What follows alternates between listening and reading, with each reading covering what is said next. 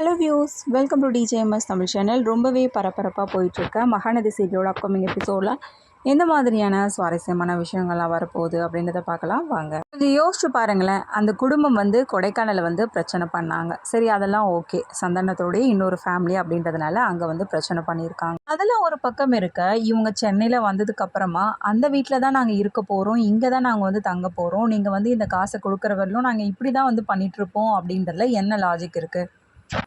கண்டிப்பாக முடியாது இல்லையா? யாராக இருந்தாலும் இன்னொரு ஃபேமிலியை இந்த மாதிரி ஒரு சூழ்நிலை ஏற்றுக்கவே முடியாது.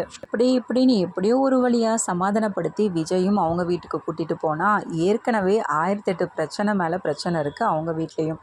ஏற்கனவே காவேரியை பற்றி ரொம்ப ஒரு மாதிரியாக பேசுகிறதும், இதனால் காவேரி கஷ்டப்படுறதும், காவேரி கர்ப்பமாக இருக்க நேரத்தில் இந்த மாதிரி வார்த்தைகளை தாங்கிக்க முடியாது. ஸோ இதை நினச்சி விஜய் ஃபீல் பண்ணுறதும், காவேரிக்கு ரொம்பவே சப்போர்ட்டிவாக இருக்கிறதும், ஸோ இந்த மாதிரி விஷயங்கள் தான் போயிட்டே இருக்குது.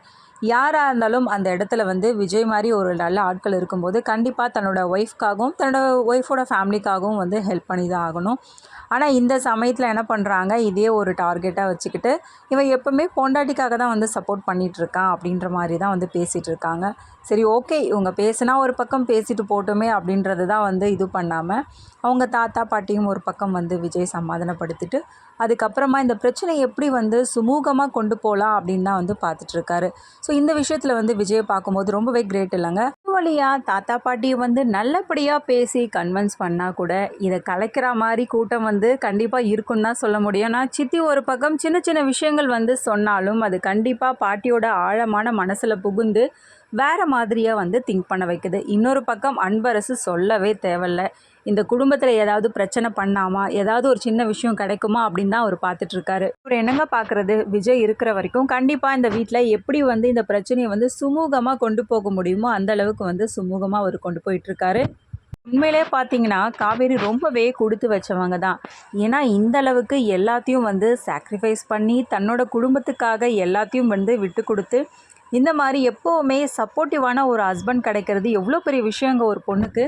நினச்சி ஒரு பக்கம் சந்தோஷப்பட்டாலும் அதே சமயத்தில் காவேரியோட மனசுக்குள்ளும் ஒரு சின்னதாக வருத்தம் இருக்குது. அவரை இந்த அளவுக்கு நம்ம கஷ்டப்படுத்திட்டு இருக்கோமே, நமக்காகவும் நம்ம குடும்பத்துக்காகவும் அவர் எந்த அளவுக்கு கஷ்டப்படுறாரு அப்படின்ற வருத்தமும் அவங்களுக்குள்ளே இருந்துட்டு தான் இருக்குது. தூங்க சொல்லிட்டு வேலை பார்த்துட்டு திரும்பவும் காவேரி தூங்குற அழகை பார்த்து ரசிக்க ஆரம்பிக்கிறாரு விஜய்.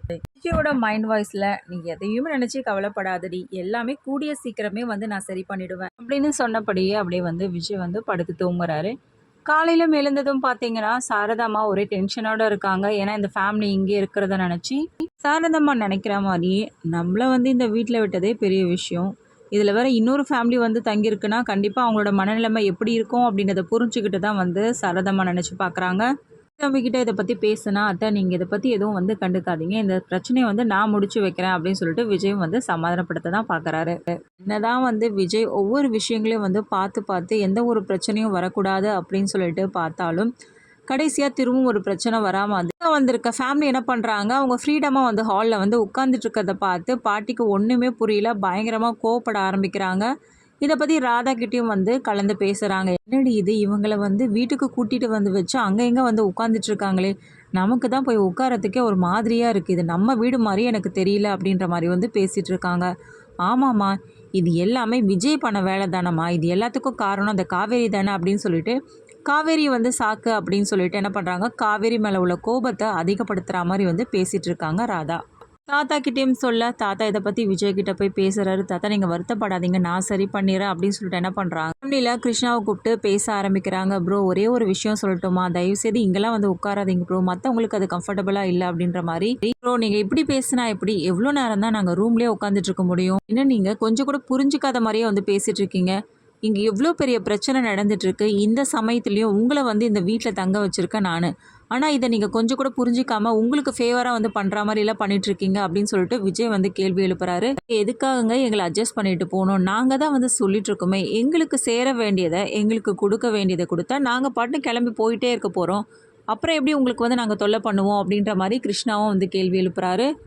ப்ரோ எதுவுமே தெரியாத மாதிரி சாதாரணமாக கேட்குறீங்க, எனவே அத்தை உங்கள் மேலேயும் உங்கள் குடும்பத்தில் உள்ளவங்க மேலேயும் பயங்கர கோபத்தில் இருக்காங்க, இந்த சமயத்தில் எப்படி அவங்களோட சொத்தை விற்று உங்களுக்கு பங்கு கொடுப்பாங்கன்னு சொல்லிட்டு நீங்கள் எதிர்பார்க்குறீங்க. அது மட்டும் இல்லாமல் அந்த வீட்டுக்காக நிறையவே வந்து கஷ்டத்தை அனுபவிச்சிருக்காங்க. ஒவ்வொரு விஷயத்தையும் வந்து நான் கூட இருந்து பார்த்தவன் நான். அதனால் அவங்க உன் மேலே கோவப்படுறது ஒரு நியாயமான விஷயம் தான் நான் சொல்லுவேன்.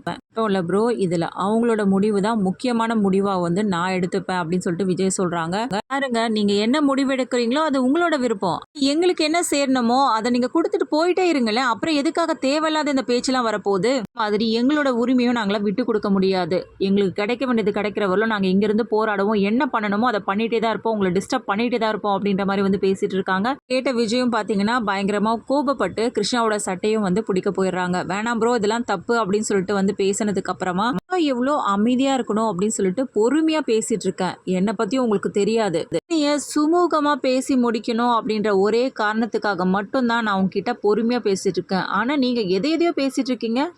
உங்களை தொல்லை பண்ணுறதுக்காக இந்த மாதிரி கஷ்டப்படுத்திட்டு தான் இருப்போம், இப்படி தான் பண்ணுவோம், அப்படி தான் பண்ணுவோம்னா என்ன அர்த்தம் அதெல்லாம் அப்படின்னு சொல்லிட்டு விஜய் வந்து கேட்க, ப்ரோ எங்களுக்கு சேர வேண்டியதை நீங்கள் கொடுத்து தான் ஆகணும் அப்படின்னு சொல்லிட்டு திரும்ப இதே வந்து பேசிகிட்டு இருக்காங்க.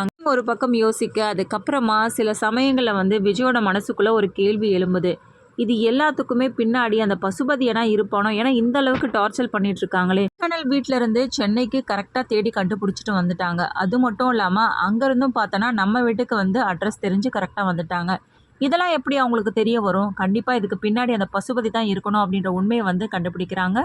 ஸ்மார்ட்டாக கண்டுபிடிச்ச விஜய் இதுக்கப்புறமா இது எல்லாத்துக்குமே பின்னாடி அந்த பசுபதி தான் காரணமா? இவ்வளோ நாளாக வந்து அவன் டைரெக்டாக வந்து டிஸ்டர்ப் பண்ணாமல் இந்த குடும்பத்தை வந்து கஷ்டப்படுத்துகிற மாதிரி வந்து பண்ணிட்டு இருக்கானா? இது எல்லாமே தெரிஞ்சுக்கலாங்க. அதுக்கு மறக்காம நம்ம சேனலை வந்து சப்ஸ்கிரைப் பண்ணிக்கோங்க. கூடவே இருக்க அந்த பெல் ஐக்கானும் கிளிக் பண்ணிவிடுங்க. அப்போ தான் நான் போகிற அடுத்தடுத்த வீடியோஸ் உங்களுக்கு நோட்டிஃபிகேஷனில் வரும். ஓகே வியூஸ், தேங்க்ஸ் ஃபார் வாட்சிங் திஸ் வீடியோ.